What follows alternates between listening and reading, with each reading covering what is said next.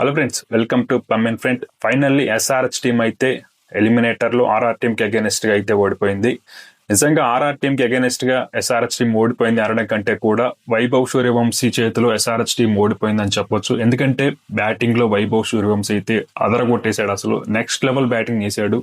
29 balls లో 97 runs. ఒక్క హిట్తో century miss అయింది అంతేకాని జస్ట్ సెంచరీ మాత్రం మిస్ అయింది.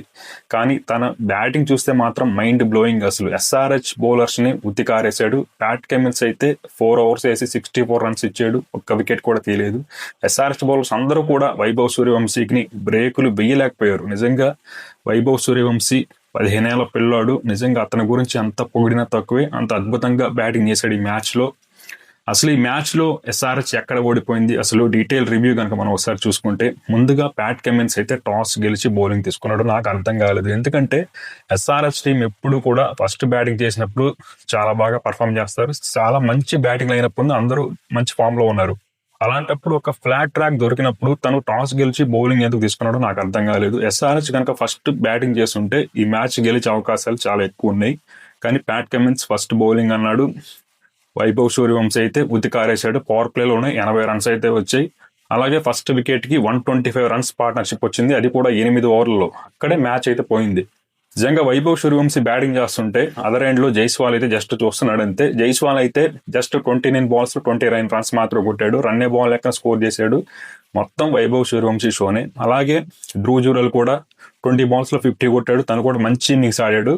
అలాగే కెప్టెన్ రియాక్ పరాగ్ కూడా ఒక 26 runs మాత్రం కొట్టాడు. కాకపోతే 12 balls కొట్టాడు. కాబట్టి ఓవరాల్గా చూసుకుంటే ఆర్ఆర్ బ్యాటింగ్లో వైభవ్ సూర్యవంశీ, ధ్రువ్ జురెల్ చాలా బాగా పర్ఫామ్ చేస్తారు. మిగిలిన బ్యాటర్స్ అందరూ కూడా చాలా దారుణంగా ఫెయిల్ అయ్యారని చెప్పాలి. ఎందుకంటే ఆర్ఆర్ బ్యాటింగ్ చేస్తున్నప్పుడు వాళ్ళకి లాస్ట్ 4 overs జస్ట్ 27 runs మాత్రమే వచ్చి అలాగే 5 wickets కోల్పోయారు. దాంతో 260 వెళ్తున్నకున్న స్కోరు ఆర్ఆర్ అయితే జస్ట్ 243 మాత్రమే చేశారు. ఎస్ఆర్హెచ్ ఇది ఖచ్చితంగా చేజబుల్ టార్గెట్. ఎందుకంటే పిచ్ కనుక చూసుకుంటే కంప్లీట్ బ్యాటింగ్ ఫ్రెండ్లీ వికెట్. అక్కడ బౌలర్స్కి అయితే ఏమీ లేదు. కాకపోతే ఎస్ఆర్హెచ్ ఓడిపోయింది ఎందుకంటే ఎస్ఆర్హెచ్ బ్యాటర్స్ ఆడిన షాట్స్ వల్లే. కావాలంటే చూడండి, ఫస్ట్ అభిషేక్ శర్మని జోఫ్రా ఆర్చర్ అయితే సెకండ్ బాల్ కి అవుట్ చేశాడు. కాబట్టి అభిషేక్ శర్మని పెద్దగా బ్లేమ్ చేయలేము. ఎందుకంటే తను సెటిల్ అవ్వలేదు. సెకండ్ బాల్ కి అవుట్ అయ్యాడు. సరే తీసేయండి. ఆ తర్వాత ట్రావిస్ హెడ్ మరియు ఇషాన్ కిషన్ మధ్య ఒక మంచి పార్ట్నర్షిప్ వచ్చింది. చాలా బాగా ఆడాడు ఇషాన్ కిషన్ అయితే. కాకపోతే ఇషాన్ కిషన్ ఏంటంటే మరి టూ అగ్రెసివ్గా వెళ్ళిపోయాడు అని చెప్పాలి. కాస్త టైం తీసుకొని క్యాలిక్యులేటెడ్ రిస్క్ తీసుకుంటా ఆడితే సరిపోయేది. కానీ తను ఒక ఫ్లోలో వెళ్ళిపోయాడు. దాంతో మరొకసారి అయితే తను అవుట్ అయిపోయాడు. 10 balls 30 runs మాత్రం చేసి తనైతే అవుట్ అయ్యాడు జోఫ్రా ఆర్చర్. ఆ తర్వాత మళ్ళీ ట్రావిస్ హెడ్ ని కూడా మళ్ళీ జోఫ్రా ఆర్చర్ అయితే అవుట్ చేశాడు.